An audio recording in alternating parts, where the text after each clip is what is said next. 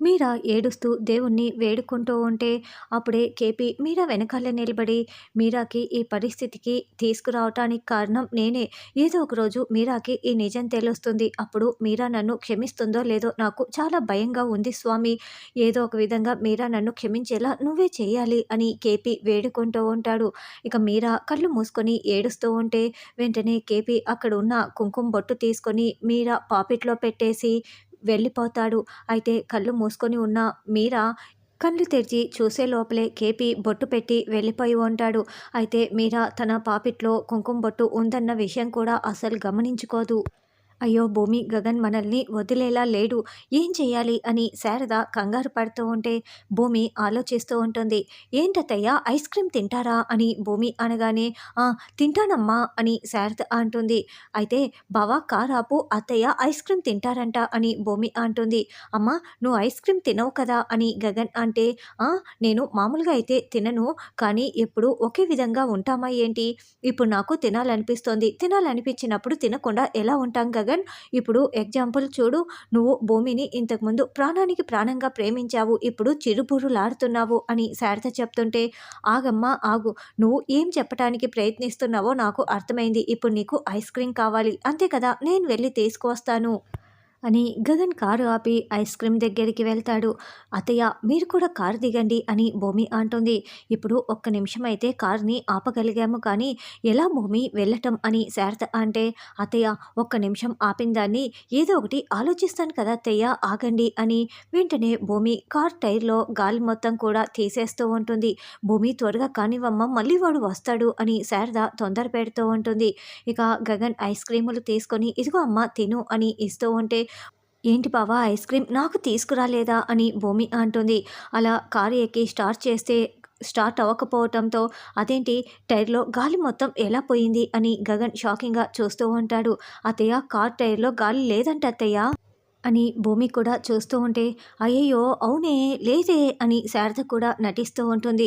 ఏయ్ నువ్వే కదా కార్ టైర్లో గాలి తీసేసింది అని గగన్ అరుస్తూ ఉంటే అయ్యయ్యో ఏంటి బావా నేనెందుకు అలా చేస్తాను, నువ్వు నా భర్తవి బావా అని భూమి తాళి చూపిస్తూ ఉంటుంది. మాటి మాటికి పలుపు తాడు తెంచుకొని పారిపోయే దూడలాగా నువ్వు ఆ తాళిని చూపించావంటే నేను నిన్ను చెంప పగలగొట్టేస్తాను, జాగ్రత్త. చెప్పు మర్యాదగా నిజం ఒప్పుకో, ఇదిగో నా చెయ్యి నీ చెంపని తాకకముందే నువ్వే గాలి తీశానని ఒప్పుకో అని గగన్ నిలదీస్తూ ఉంటాడు. అయ్యో చూడండి అత్తయ్య, మీ అబ్బాయి ఎలా నన్ను బెదిరిస్తున్నాడో అని భూమి అంటుంది. అవునరా, అసలు భూమి ఎందుకు గాలి తీసేస్తుంది? నువ్వు ఐస్ క్రీమ్ తీసుకురావడానికి వెళ్ళినప్పుడు మేమిద్దరం ఇక్కడే నిల్చొని ఉన్నామని శారద అంటే లేదు నువ్వే తీసావని గగన్ అరుస్తూ ఉంటాడు. అయినా కూడా నువ్వు అటువైపు కదా కూర్చొని ఉన్నావు, ఇటువైపుకి ఎప్పుడు వచ్చావని గగన్ అంటే అత్తయ్య చూసారా అత్తయ్య, మీ అబ్బాయికి ఎంత మతిమరుపు వచ్చేసిందో అని భూమి అంటే లేదు నువ్వు అటువైపే కూర్చున్నావు అని గగన్ అంటాడు. రే గగన్ నువ్వేంట్రా ఇలా తయారైపోయావని శారద అంటుంది. అత్తయ్య మనము ఇలాగే ఉంటే మీ అబ్బాయి నన్ను కాల్చుకు తింటారు అత్తయ్య, రెండత్తయ్య అని భూమి తన చేతిలో ఉన్న ఐస్ని మొత్తం కూడా గగన్ నోట్లో కుక్కేసి ఆటో ఆగు అంటూ శారదను తీసుకొని ఆటో ఎక్కేస్తూ ఉంటుంది. అత్తయ్య రండి అని భూమి తొందర పెడుతూ ఉంటుంది. హే ఆగాగు, టైర్లో గాలి కొట్టించుకొని వెళ్దాం, ఎక్కడికి వెళ్తున్నారు అని గగన్ అరుస్తున్నా కూడా భూమి శారద ఆటో ఎక్కి వెళ్ళిపోతారు. ఛ ఛ అని గగన్ కోపంతో అరుస్తూ ఉంటాడు. తర్వాత నక్షత్ర ఇంకా నడుము నొప్పితో ముప్పు తిప్పలు పడుతూ సోఫాలో పడుకుండి ఉంటుంది. అప్పుడే చెర్రీ అక్కడికి వచ్చి ఏమైనా హెల్ప్ కావాలా చేస్తానని అడుగుతూ ఉంటే ఏం అవసరం లేదు నువ్వు వెళ్ళరా అని నక్షత్ర అరుస్తూ ఉంటే అయితే ఇదే మాట వెళ్ళి నేను మామయ్యకి చెప్తాను అని చెర్రీ అంటాడు. రే ఏం అవసరం లేదు, నీ హెల్ప్ అవసరం లేదని చెప్పాను కదా, నువ్వు వెళ్ళి పడుకో, నేనే వచ్చి బెడ్పై పడుకుంటాను అని నక్షత్ర అంటుంది.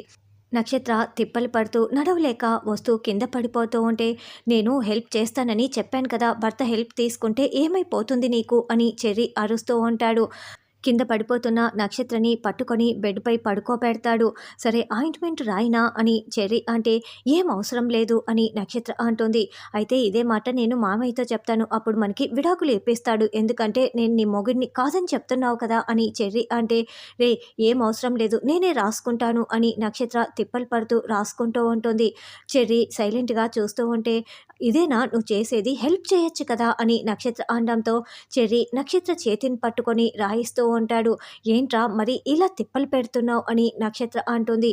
మరి నేను రాస్తానంటే వద్దన్నప్పుడు నేను ఇలాగే కదా నీ చేతిని మెలిపెట్టి తిప్పి మరీ రాయించక ఇంకెలా రాయించగలను అని చెర్రీ అంటాడు.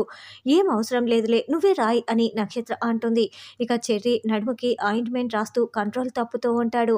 రే చెర్రీగా కంట్రోల్ కంట్రోల్ వద్దురా వద్దురా అని అనుకుంటూ కంట్రోల్ తప్పి ముద్దు పెట్టబోతూ ఉంటే నక్షత్ర అడ్డుకుంటుంది. రే ఏం చేస్తున్నావురా అని అరుస్తూ ఉంటే అబే ఏం లేదు ఆయింట్మెంట్ రాయాలి అంతే కదా రాస్తున్నా రాస్తున్నా అని మళ్ళీ నిగ్రహంగా రాస్తూ ఉంటే నక్షత్ర కూడా మురిసిపోతున్నట్లు చూపిస్తూ ఉంటారు. భూమి, శారద కేపీ దగ్గరికి వచ్చి దర్శనం చేసుకొని కూర్చొని మాట్లాడుకుంటూ ఉంటారు. మీరు రావటం కాస్త ఆలస్యం అయ్యేసరికి ఎవరు నన్ను చూసేసి గుర్తుపడతారో అని నేను ఎంత కంగారు పడిపోయానో. మీరా కూడా గుడికి వచ్చింది తెలుసా? అయినా ఇప్పుడు నేను చచ్చిపోయిన వాణ్ణి కదా! అందుకే ఎవరికంటైనా పడితే చాలా ప్రమాదం అని కేపీ బాధపడుతూ ఉంటే, ఏవండీ అలా మాట్లాడకండి మీరు ప్రాణాలతోనే ఉన్నారండి అని శారద అంటుంది. నేను ప్రాణాలతో ఉన్నా కూడా ఎవరికంటైనా పడితే చచ్చిపోతాను కదా! బ్రతికున్న వాణ్ణి కూడా నన్ను చంపేస్తారు అని కేపీ బాధపడుతూ ఉంటే, అయ్యో మావయ్య మాటి మాటికి అలాంటి మాటలు మాట్లాడొద్దంటే గుళ్ళో ఉండి కూడా మీరెందుకు అలాంటి మాటలు మాట్లాడుతున్నారు? సైలెంట్గా ఉండండి మావయ్య అని భూమి అంటుంది. అత్తయ్య ఆ ప్రసాదం ఇలా ఇవ్వండి నేను కొడతానని భూమి అంటే, పర్వాలేదులే భూమి నేనే కొడతాను అని కొబ్బరి చిప్పని శారద కొడుతూ ఉంటుంది. పొరపాటున చేతికి గాయమవటంతో అబ్బా అని విలవిల్లాడిపోతూ ఉంటే, అమ్మ భూమి నువ్వు పసుపు తీసుకురా అని కేపీ విలవిల్లాడిపోతూ శారదని ఉఫ్ ఉఫ్ అని చేతికి ఊదుతూ ఉంటాడు. పసుపు తీసుకురావటంతో ఇక కేపీ చాలా ప్రేమగా పెడుతూ ఉంటే శారద చూసి చాలా సంతోషపడుతూ ఉంటుంది. వాళ్ళిద్దరూ అలా ప్రేమగా ఉండటం చూసి భూమి చాలా సంతోషపడుతూ ఉంటుంది. అత్తయ్య ఇప్పుడు మామయ్యని ఎక్కడ ఉంచాలన్నది చాలా పెద్ద ప్రాబ్లం అయిపోయింది అత్తయ్య. హాస్పిటల్లో ఉంచుదాం అసలు సేఫ్ కాదత్తయ్య. ఆ అపూర్వ అన్ని హాస్పిటల్లోనూ ఒక కన్నేసి ఉంచుతుంది అని భూమి అంటే, ఇప్పుడు ఎలాగమ్మా అని శారద అంటుంది. ఒక పని చేస్తాను నేను ఈ ఊరు వదిలి వేరే ఊరు దూరంగా వెళ్ళిపోతాను అని కేపీ అంటే, అయ్యో అలా మాట్లాడకండి మీరు ఎక్కడ ఉన్నారో తెలియక మేము సతమతం అయిపోవాల్సి వస్తుంది వద్దండి అని శారద అంటుంది. అత్తయ్య మరి ఎలా ఇప్పుడు మావయ్యని ఏదో ఒక ఇంట్లో మనం పెట్టటమే కరెక్టు అని భూమి అంటే, అయితే ఒక పని చేద్దామమ్మా మన పాత ఇంట్లో పెడదామని శారద అంటుంది. పాత ఇండ్లా అదెక్కడ ఉంది అని భూమి అంటే, గగన్ ఈ ఊరికి వచ్చిన కొత్తల్లో ఒక్కో మెట్టు ఎదుగుతూ పైసా పైసా కూడబెట్టి కొనిన మొట్టమొదటి ఇండ్లమ్మ అది. మనం ఎంత ఎదిగినా కూడా దాన్ని జ్ఞాపకంగా ఉంచుకున్నాడే కానీ దాన్ని అమ్మలేదు. ఆ ఇంట్లో పెడదామమ్మా మీ మామయ్యని అని శారద అంటుంది.